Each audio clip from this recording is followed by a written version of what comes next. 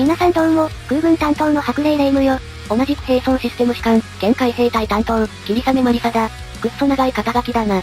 おいウプ主、お前は出なくていいのか？僕は今回はいいよ。こっちで画像を切り替えながら喋らせてもらうね。本社導入とか解説とかお願い。あんたはいつも通り投げやりなのね。まあいいけど。今回は、東京ゲームショウ2023にお邪魔してきたわ。ああ、でも普通に TGS に行っただけじゃないだろ？そうなのよ、ラズバムジャパン様にご招待いただいちゃったのよ。招待ってなんだよ。こういうこと。You've got mail. ね、すごくない？すごいとかそういう話じゃないが？私らみたいなクソ底辺 DCS に若が受けちゃいけない待遇だろ。せっかくご招待いただいたので、さすがに動画ネタにしなきゃね。まあそういうわけよ。ところで、今回招待をいただいたラズバムジャパンについて、よく知らない視聴者もいるんじゃないか？かもね。じゃあ主、解説しなさい。ほう。ラズバムシミュレーションズは、主に DCS 向けに軍用機のシミュレーターを作っている企業です。代表的な製品は F15E、ミラージュ 2000C、南大西洋マックとかだね。名前からもわかるように、ラズバムジャパンはその日本法人になります。で、私らが F15E を飛ばしてワイワイってやってたら、なんやかんやでご縁をいただいて TGS に招待までされちゃった。そういうことね。ラズバムさん自体、すごい器用すぎてこの動画内で解説しきれないから、写真については動画説明欄から公式サイトを見てね。今回の TGS2023 では、チェコの VR ジニアーズ、リトアニアのビルピルコントロールズと提携して、F15E の VR シミュレーターを展示してました。ちなみに、ラズバム本社はエクアドルにあるみたいだね。で、今回はそんなすごくすごい企業からご招待をいただいたので、甘んじて簡易的に取材をさせてもらいました。取材っていうか遊んできただけでしょ。ね、迷惑をかけないように一般待機列からちゃんと並んで。やっぱり普通に遊びたいだけじゃねえか。まあとにかく、貴重な体験をさせてもらったよ。写真と映像を交えながら、そこそこ解説していくね。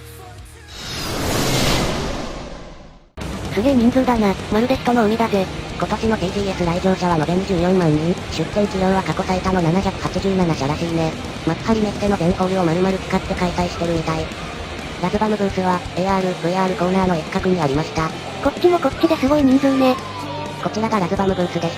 予想よりかなり混んでいて、頑張って1時間以上並んで中に入りました。このブースでは、VR 機材で F15E を数分間操縦体験できます。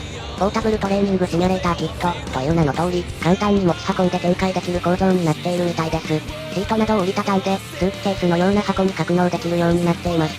なるほど、それならスペースさえあればどんな環境でも訓練設備が設置できるんだな。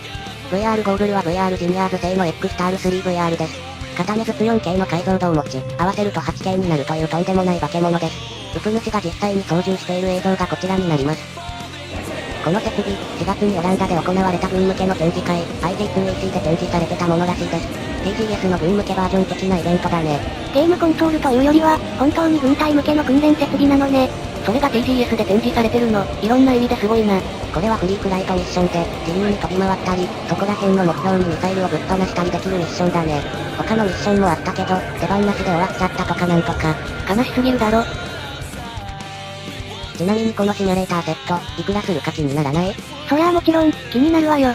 お値段、なんと、フルセットで2000万円らしいです。家が一軒買えるぜ。この X スタール3っていう VR ゴーグル、なんと本体だけで9200ドルもする代物です。9200ドルっていうと、日本円でいくら？約140万円相当だね。軍用の VR だもんな、そら高いよな。で、VR で F15E を飛ばした感想は？やっぱりヘッドトラッカーで飛ばすのとは全然違ったね。そりゃそうだぜ。機体がロールした時とか、臨場感を全身で味わってる感じがすごかったよ。ちなみにこれ、人生初 VR なんだけど、意外と距離感ってつかみにくいだね。こんなのが初 VR とか、他の VR 使ったら全部しょぼく感じるだろ。初めての VR が軍用の140万ゴーグルとか、ちょっと面白いわね。さて、場所は変わりましてハードウェアコーナー。こちらはビルピルさんのブースです。こっちもラズバムが関わっているので、少しだけ紹介させてください。ビルピルブースでは、ビルピル製のフライトスティックやスロットルで F15E が操縦できました。こっちも VR？ ビルピルさんの方はオープントラックのヘッドトラッキングだったよ。顔認識っぽかったから、多分 AI トラックと併用してるのかも。てか、この F14 風フライトスティック、いいな。いいよねこれ。ポッキーさんもお気に召してたよ。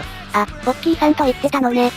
ごめんなんかブレてるけど、これがビルピルの主力スロットル、マンブース T50CM3 だね。うわぁボタンいっぱいある。これくらいボタンがないと、正直 F15E の溝はきついぜ。あんたが言うとすごい説得力あるわね。F14 の功績もそうなんだけど、トリガーのファーストディテントとセカンドディテントがそれぞれ違う役割なんだよね。ああ、半押しと押し込みでキーバインドが違うんだよな。例えば F15E だと半押ししないとレーダーエレベーションが上げ下げできないんだけど、ビルピル製のフライトスペックは半押し全押し両方に対応してるよ。F15E で鉱石からレーダーエレベーションをいじるときは、ADC スルーバーティカルを押してトリガーを半押ししながらスペックを上下だったか？はい。もう一回言って。全席はいいよな。レーダーエレベーション専用のキーがあってさ。全席だって安いスペックとキーボードじゃ限界があるわよ。キャッスルだのクーリーだの TDC だのオートアクエジションだの。ウィズはそこに加えて左右でスペックが分かれてるし、AI とかレーダーファイヤーとかパドルとか、色々あるんだよ。言っておくがクーリーとかオートアクエジションとかが左右にそれぞれあるからな。ね、ボタンいっぱい欲しいでしょ？欲しい。そんな F15E パイロットの皆様に朗報です。ビルピル製ガジェット、そろそろ日本に上陸する予定みたいです。TGS への出展も、日本市場展開の第一歩としてやってるみたいだね。画像はコントロールパネルスって製品で、めっちゃフランカーっぽいね。でも、お高いんでしょう？それはまだ実際に日本で売られてからじゃないとわからないね。それに、ビルピルガジェットを実際に触ってきたから言えるけど、クオリティはかなり高いよ。個人的には、ロジクールの X56 よりこっちの方が好き。見た目も軍用機に寄せてるし、DCS のキーバインドとも相性良さそう。F15E のためだけにビルピル一式揃えるのも検討しちゃうくらいだね。さて、今回の TGS で YouTube に上げたいものはこんなもんかな。この画像はアンケート回答者特典のラズバムクリアファイルだね。いいなこれ。シンプルだけどかっこいいデザインしてるわね。どんな機体を作ってほしいか、みたいなアンケートがあったけど、みんながどう答えたのかちょっと気になる。あと、ビルピルさんのところでもらったマウスパッド、これめちゃくちゃ良くない？すごくフランカーだな。この塗装は、ルースキエビーチャビー？と思ったんだけど、正しくはリペック基地所属の倉庫類らしいの塗装みたい。クビンカのロシアンナイツとリペックのファルコンズオブロシア、塗装そっくりだよね。こんなん相当な通じゃないとわからないだろ。ちなみに余談なんだけど、VR 用のミッションを作ったり VR 機材のセットアップを担当したのって、あの小樽防衛飛行隊さんらしいよ。そうだったのね。通りでしっかりしてると思ったわ。あの方にもちゃんと感謝しないとだな。今回、私は TGS の宣伝を少しやっただけで基本的には遊んでばっかりでしたが、ラズバムジャパン様と関係者の皆様には多大なる感謝を申し上げます。本当にお疲れ様でございました。ラズバムシミュレーションズのザンブラーの社長も、日本を満喫できたみたいで何よりです。楽しそうな写真いっぱいツイートしてたよな。T4 に興味ありな様子で、おって感じよね。まあそれはそれとして、今回の動画は以上になるわ。ラズバムジャパン様には感謝してもしきれないぜ、本当に。本当だよね。改めて、誠にありがとうございました。どうやら、視聴者の皆さんにも感謝を伝える時間がやってきてしまったようね。そうだな。このチャンネルも、すべては視聴者の皆さんのおかげで成り立っているわ。深く取るか浅く取るかは自由だけど、恒例のあの言葉で締めくくらせてもらうわね。それでは、ご視聴ありがとうございました。ご視聴ありがとうございました。これからもこのチャンネルをごひいきに、だぜ。せっかくここにいるので、僕の方からも、ご視聴ありがとうございました。また見てくださいね。